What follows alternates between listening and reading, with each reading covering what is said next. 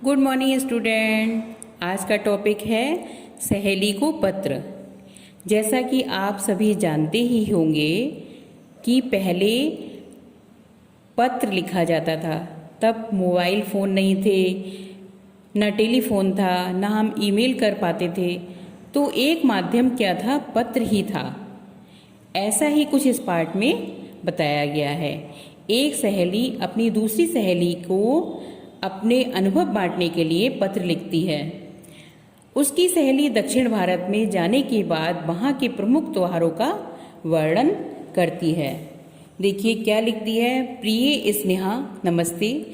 आशा है कि तुम स्वस्थ और प्रसन्न चित्त होगी। बहुत दिन हो गए हैं, तुमसे जी भर कर के बातें नहीं हो पाई हैं।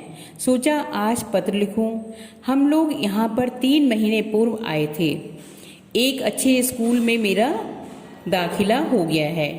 यहाँ पर नई कक्षाएं 15 जून से प्रारंभ होने वाली हैं। अब तो मेरी कई नई सहेलियाँ भी बन गई हैं। इस सप्ताह मेरे स्कूल में 5 दिन की छुट्टियाँ हैं, क्योंकि ओणम, जिसको हम ओणम कहते हैं, ओणम का पर्व आ रहा है। मुझे विश्वास है कि तुम इस विषय में जानना चाहोगी। ओणम कहाँ मनाया जाता है आपको पता होगा। ये दक्षिण भारत का प्रमुख त्योहार है। ओणम दक्षिण भारत के केरल राज्य का एक प्रमुख त्योहार है। यहाँ पर इस समय धान की फसल कट करके घर आती है और ये त्योहार श्रावण मास में मनाया जाता है।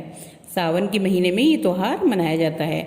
मलयालम में इस माह को चिंग मासम भी कहते हैं।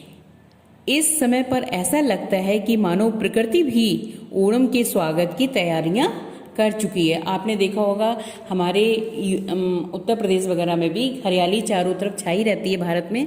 तो कैसा होता है कि हम लोग भी ये त्योहार पूरा महीना शिव जी की पूजा में निकालते हैं। ऐसे ही ये केरल में वहाँ पर ओणम त्योहार 5 दिनों के लिए मनाया जाता है।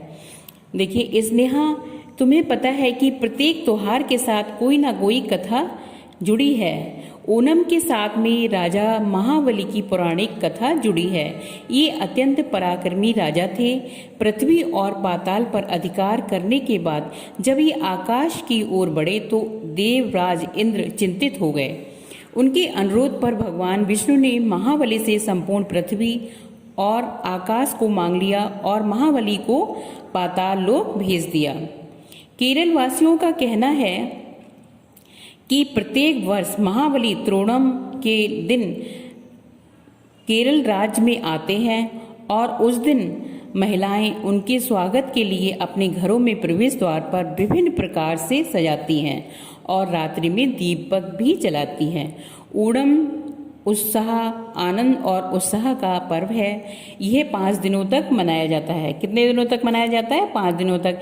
जैसे हमारे यहाँ दिवाली का त्योहार 3 दिनों तक मनाया जाता है ना। पहले दिन घरों को साफ किया जाता है। उसके बाद में रंग बिरंगे फूलों से रंगोली बनाई जाती है। रंगोली के पास में दीपक रख करके महाबली की मूर्ति का पूजन किया जाता है। दूसरा दिन सर्वाधिक महत्वपूर्ण होता है, इसे तिरुओणम कहते हैं। यह परिवार के सदस्यों के मिलन, पारस्परिक प्रेम और सहयोग का पर्व है। ये मिलजुल करके उल्लासपूर्व ये त्योहार मनाते हैं। तुम तो जानती ही हो कि त्योहार का मतलब है घर में अच्छे अच्छे पकवान बनाना। यहाँ के लोग भी विविध पकवान बनाते हैं, जैसे चावल, पापड़, खिचड़ी, पकौड़ी, खीर आदि। ओणम के अवसर पर खेल, व्यंजन के अनेक कार्यक्रम आयोजित किए जाते हैं। बालिकाएं और स्त्रियां समूह में मनमोहक नृत्य करती हैं। गांव और नगरों में खेल कूद की अनेक प्रतियोगिताएं भी आयोजित की जाती हैं। नदियों और निकटवर्ती समुद्र में आयोजित नौका दौड़ सर्वाधिक आकर्षित करती है। यह आरममुला नामक स्थान पर होती है। दूर दूर के गांव से सर्पाकार नौकाएं पंपा नदी के तट पर लाई जाती हैं।